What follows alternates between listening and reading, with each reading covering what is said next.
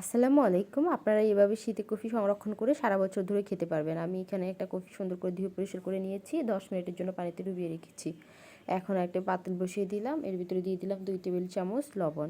পানি এভাবে ফুটে এলে এর ভিতরে ধুয়ে রাখা কফিগুলো দিয়ে দিলাম।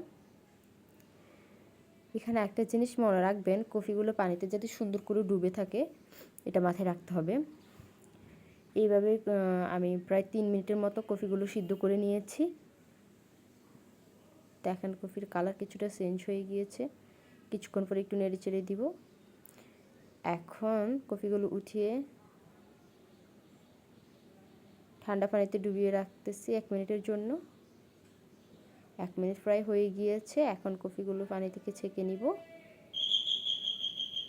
নিয়ে একটি ট্রের ভিতরে আমি কফিগুলো ছিটিয়ে রাখতেছি যাতে পানি শুকিয়ে যায়। আমি ফ্যান ছেড়ে রাখবো যাতে কফির গায়ে লেগে থাকা পানিগুলো খুব তাড়াতাড়ি শুকিয়ে যায়। দেখেন অলমোস্ট শুকিয়ে গিয়েছে পানিগুলো।